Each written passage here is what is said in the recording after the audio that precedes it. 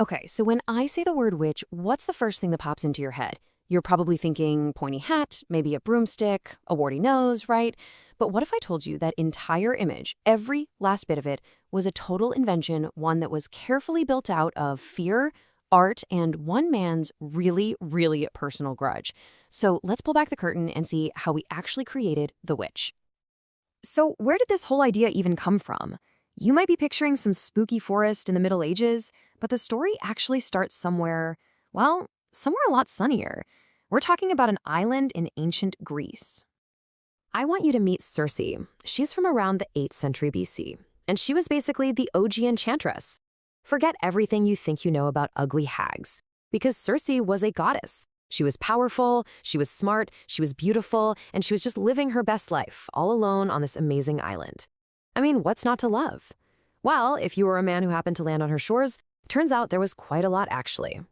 So here's the deal with Circe's story. She would find these exhausted sailors, invite them in for a huge feast, but she'd secretly curse their food with her magic. And then, poof, the entire crew of men would be turned into pigs. Yeah, literal pigs. And this is really the first time we see this central idea pop up. An independent, powerful woman is a direct threat to men. And let's be super clear about this original version of the witch. She was alluring, she was desirable. As one account puts it, she was smoking hot. Men were drawn to her power and her beauty, and that's exactly what made her so terrifying to them. So just burn this image into your brain. A powerful, beautiful enchantress. Because it's about to get a very serious and a very, very ugly makeover.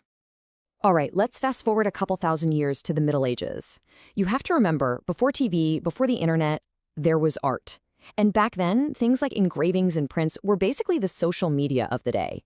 They were the perfect way for an idea to go viral. And one artist in particular decided the witch needed a complete rebranding. And wow, the shift was dramatic. I mean, look at this. The witch goes from this beautiful, powerful goddess to an ugly, demonic figure. From an alluring goddess to a terrifying hag. From a threat to men's power to a literal servant of the devil.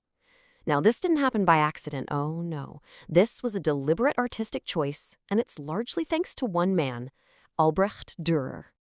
Dürer was a German printmaker, and he was a massive deal at the time. And in this super famous print, he gives us a witch who is old, she's grotesque, and she's riding this demonic-looking goat, backwards. His prints got everywhere, and this image just stuck.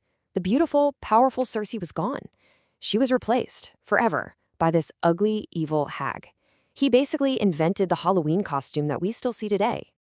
But you know, an image alone isn't enough to kick off centuries of witch hunts. For that, you need a story. And this is where things get, well, personal. Really personal. It all comes down to one woman who dared to speak up and one very powerful man who just could not handle being told no. So in 1485, this guy named Heinrich Kramer accuses an outspoken woman named Helena of being a witch. But Helena, she fought back. She publicly accused Kramer of assaulting her, completely flipping the script on him. So when she's put on trial, nobody in the court can even agree on what a witch is, so they have to let her go. Kramer, the guy bringing the charges, is left totally shamed and just furious. Now, a shamed man with a bruised ego can be a really dangerous thing. And Kramer, he channeled all of that rage, all of that humiliation into a brand new project. He figured, if the world doesn't have a definition for a witch, fine. He was going to write one himself. And he was going to make absolutely sure that no woman, like Helena, ever got away with embarrassing him again. And this is what he wrote, the Malleus Maleficarum, which is Latin for the Hammer of Witches. You can think of it as the world's most toxic burn book. It came out right as the printing press was being invented, so this thing spread like wildfire. For a while, it was the second most distributed book right after the Bible. This thing became the official, honest-to-God witch hunting Bible. So what exactly was in this little handbook? Well, Kramer created a whole system, a set of rules and tests for finding witches that was so brilliantly twisted, it was basically an impossible game for any woman to win. I mean, just look at these tests. They were designed to be impossible. Take the Bible weighing test. It was a total lose-lose. In one town, if you weighed less than a stack of Bibles, you were a witch. But in another town, if you weighed more, guess what? Still a witch. Any mole or freckle was considered a devil's mark. And talking to yourself or stuttering while you're trying to say a prayer because you're absolutely terrified, yep, guilty.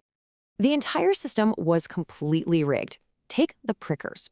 These were official examiners who would test for witchcraft by pricking a woman's skin. The idea was that a witch wouldn't bleed. But here's the trick. The prickers used knives with retractable blades. So it would look like they stabbed the woman, but the blade would just slide back into the handle. No blood. And, well, guilty. It was all just theater, designed to get the result they already wanted. So what was this really all about? I mean, what was the real motivation here? Well, Kramer spells it out right there in his own book. This quote is the engine that powered the entire witch hunting craze. It was all about a deep, deep fear of female sexuality, which he saw as this dangerous, uncontrollable, insatiable force that had to be stamped out. And this fear, it led to some of the most bizarre, and I mean wild, accusations in the entire book. It claimed that witches were having orgies with the devil. But it gets even weirder. It claimed that witches would steal men's penises in the middle of the night and keep them as pets in a box. Yes, you heard me correctly. They genuinely believed that witches were collecting penises and feeding them oats. So here's the real takeaway, the crucial point in all of this. The witch became the perfect scapegoat. This whole mythology created the ultimate excuse. If a man cheated on his wife, if he acted on his own desires, he didn't have to take any responsibility. He could just say a witch cast a spell on him, that he was stigmatized, and she made him do it. The blame was always, always shifted to the woman. So, here we are. We've seen how the witch was transformed from a powerful goddess into an ugly hag, all because of some art and a handbook literally written out of one man's personal revenge. Which leaves us with one final, kind of uncomfortable question. How much of that vengeful, fearful story do we, in our own ways, still believe today?